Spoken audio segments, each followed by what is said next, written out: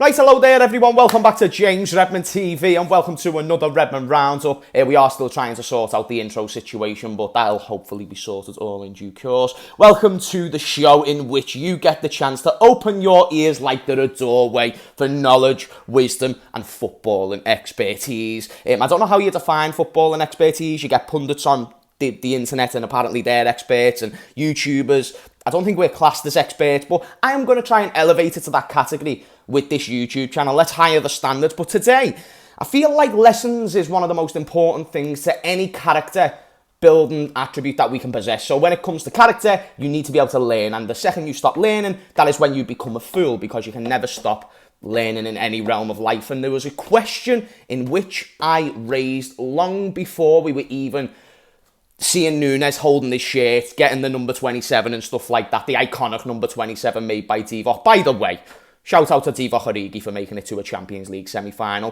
Played zero part in it, but as we know, he's kind of like Logan Paul, but like a much better version where he just makes the appearances at WrestleMania. In fact, I feel a lot more comfortable in referencing Divock Origi compared to The Undertaker, because again, that one-off appearance every single year. Sorry, Divock Origi, if you watch this and compare it to Logan Paul. In fact, I think that deserves a dislike and I could stop it, but I'm going to leave that up to you whether you want to dislike or like the video. But I raised the question before he joined that. Should Darwin Nunez join us? Will he be worth the price tag? Which, to be honest, I don't think was the most important question. But would he be a success? Would he be efficient for Liverpool? And would he live up to the hype of being the next replacement for Sadio Mane? Not a direct replacement, because Mane's a left winger, and although we've seen Darwin play there, he is a number 9. He's an out-and-out striker. So there was differences in terms of the comparison. But the question was, would we be elevated from what went to a team who was competing for all 4 fronts, got 92 points in the Premier League, and with Mane in the team also received 2 seasons with 97 and 99 points back-to-back.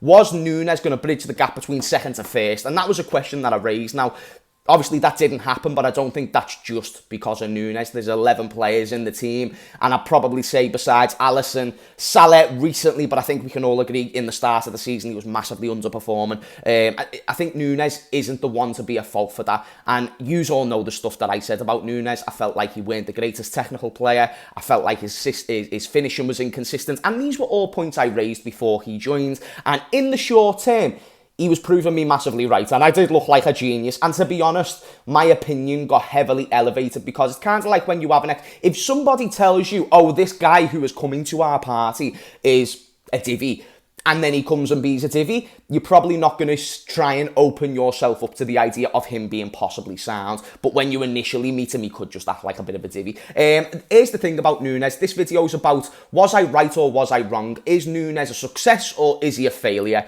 Now, he has only had 1 season. In fact, it's not even been a full season. And I want to try and balance both sides of the argument. So firstly, I wanted to raise my point, which is that I thought Nunez weren't going to be a success. And I'll put myself on the firing line, because I actually think he's ended up being one of our better players this season. But does that still define success based on the expectation that was set for him? Well, that's what we're going to talk about in this video. So the way I really want to break this down is the comparisons in which the majority of fans had for Nunez. So how many goals did a lot of people think he was going to score, for instance? And some people were saying 20, 25, etc, etc. They are putting high numbers onto Nunez, and I said just be very, very careful that he shouldn't be rushed into the team. Even if he becomes a long-term option, he should not be rushed in the team. But due to injuries to Luis Diaz, Diogo Jota, Bobby Firmino then had his little few stints with injuries, I feel like it opened the door for Nunez to come in a lot quicker. And let's just say he took his chances on a few occasions, but it took him a little minute. You know, he was missing a lot of chances in the early part of the season, chances that you should be scoring if you're a world-class striker. A world-class striker, which a lot of people were suggesting, but then as time went by, people were moving the goalposts. Like, they were saying things like, oh, he can't speak English, that's why he's missing one-on-ones. I don't know how saying hola and adios opposed to hello and goodbye translates to good finishing. I saw at Benfica that his finishing was meh. I saw that he had a good performance against us, but I thought it kind of suited him based on the way that we played with the high line. I think with his pace, he's just going to thrive against most teams that have a high line. And I believe this part of the season where I've been right. But then, For every point that I have raised, for every statement that my mouth has uttered, you have to oppose it with the fact he has got 19 goals and assists this season, and there is about 6 to 7 games still remaining. Will he start in many of those games? I'm actually not too sure. I do think Jurgen Klopp has taken more of a long-term approach with Nunez because he has the preference of the Diogo Jota. He now has the option of a return of a Luis Diaz, the Colombian sensation himself, and let me know what your feelings are about Diaz being back. I think that's huge going into next season. But not only has he got 19 goals and assists, and to break that down even more, it's 15 goals and 4 assists. I haven't quite broken down what they are in terms of competition. But there's a few stats on Twitter that I think a lot of you would enjoy, especially you Darwin Nunez fans who want to say, James, you're dead wrong. And you might actually have a point. So perspective is the start of this tweet. Goals in the first full season for LFC. So this is a comparison between Luis Suarez and Darwin Nunez. And I don't think goals should be the only thing that define if one player is better than another, but it's a perspective, to say the least. Luis Suarez had 17 goals in his first full season for Liverpool. So not when he joined in January with Andy Carroll, and then he had that little bit of a slow start. This is his first full season in a Liverpool shirt. He had 17 goals. Darwin Nunez has 15. And that's with 8 games left to go. So that's maybe 7 now because this was posted yesterday. So yeah, actually it would be 8 games left. That's impressive because Luis Suarez only has 2 more goals than Darwin Nunez. But another point that was raised was Sadio Mane's, my Sadio Mane, first season at Liverpool. He had 13 goals and 6 assists. So in combination, 14, 15, 16, 19 goal contributions in total. Nunez is already on that. But Nunez has got 15 goals and 4 assists. So let's break that down. They're 2 legends of the club, and Nunez is doing what an attacker should do. He's getting the same amount of goal contributions. This has been in one of the most underperforming Liverpool teams in recent times. And if I say this and it comes back to bite me in the bum, then wow. But this should be the worst of it. We should be able to bounce back next season, at least into top 4. And in a better team, how much better does Nunez get? Now, to combat that point, I'm kind of arguing on 2 fronts just by myself, so do let me know what you're thinking.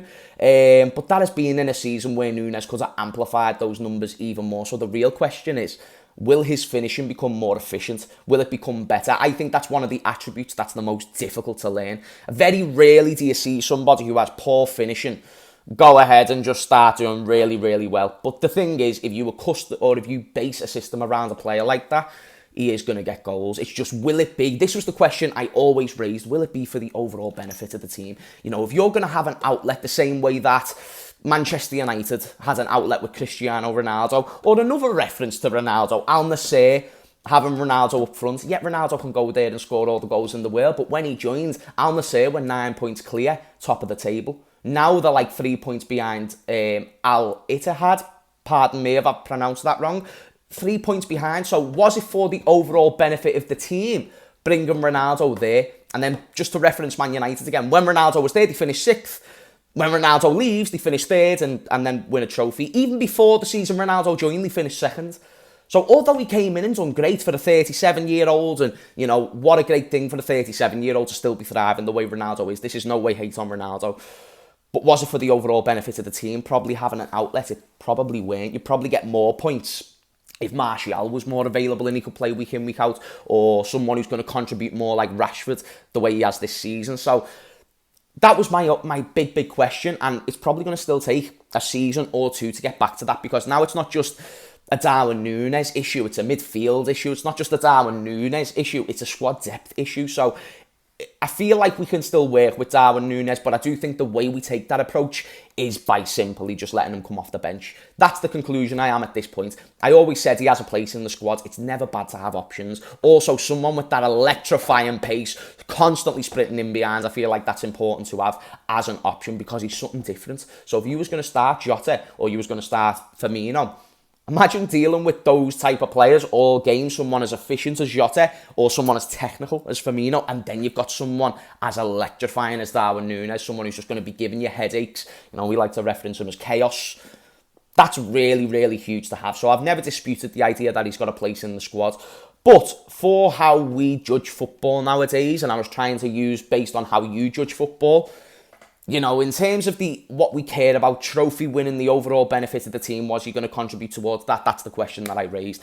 Time still remains to be seen. And when you consider that he's, 70 million or 75 million, whatever he was, with the add-ons as well, I know that rises higher, but right now that's, I believe, what he is, then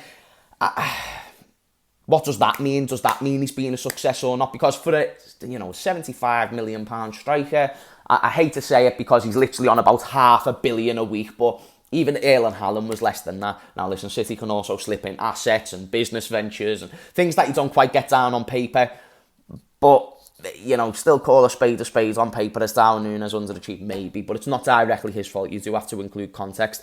And when you compare to the fact that Luis Suarez, who, when he joined, he was in a bit of a underperforming team. Sadio Mane, when he joined, that was when we really started getting better. Sadio Mane massively elevated us.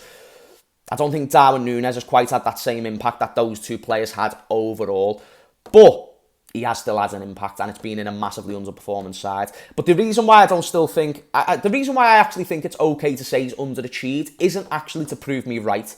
I think it's because we've saw the chances that he's missed, and the fact that he could have literally 10 more goals than that, and the fact he could have 10 more goal contributions than what he already does, which would take him far further than Mane, far further than Luis Suarez. Oh, and by the way, we've still got 7 games left of the season. Even a big, massive hater like me, that makes me excited. That makes me really excited to see just what Nunez could do, but it just doesn't mean I'm getting off my high horse. So I want to come on this video and say, has Darwin Nunez been a success? I don't think he's been as big as a success as he could have been. Do I think he'll end up being good enough to win us league titles and Champions Leagues? I still don't believe that to be the case. But do I think the failures this season have come because of Darwin Nunez? Absolutely not. And I actually think he's helped us out massively this season. Do I think he can be an asset going forward, off the bench and as a squad option? Absolutely.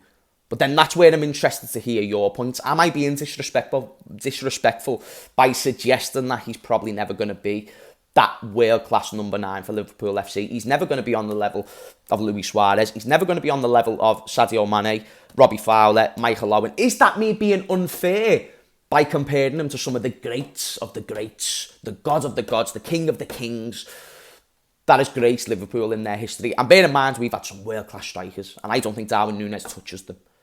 That's the point I want to make. But he has still been a valuable option. So, I'd probably say now, there was a statement I said at the start of the season. Again, I'm putting myself on the firing line, so do your Israel Adesanyas and get your bow and arrows out. I said Divock Origi was better than Darwin Nunez, and to be honest, I don't know if that was because I really, really love Divock Origi. But I believed he was more efficient, but there's an overall game there. I feel like Darwin Nunez most certainly gets involved more and causes more headaches. He actually looks to create goals as well. So I'll concede that point, but I'm still not going to concede the point that I don't know if he's going to be for the benefit of the overall team in the long term. But that's why the comment section's there, and that's why you have free will to go and leave whatever you want there. Anyway, guys, that's the end of this video. Let me know if you agree or disagree with the points I've raised. I've tried to come from both sides, and I've tried to come to a conclusion, and my mind hasn't heavily changed. But now I am taking the approach of being way less harsh on Darwin Nunez, because I do feel like the tough love in which I shown him there was all a method to the madness, you know what I mean? There was most certainly a method to the madness. I am never somebody who just wants to be proven right. I set off myself a good start with the Mane shout, but from there I've got many things wrong, and the best thing is I always come out and say when I'm wrong. So let me know what you think. But much love to you and your mothers. Thank you for tuning in to another Redmond Roundup. Again, I'm going to try and sort out that intro music because it's really annoying me right now. And quick question. What's made more appearances this season, Fabio Carvalho or this massive spot on my face? I feel like this has made more of an impact this season than Fabio Carvalho himself, and it's so annoying. Any advice on spots? Let me know. I feel like a teenager again, and it's horrible. But I love yous. And yeah, thank you for tuning in again. I've really dragged out this intro, so peace.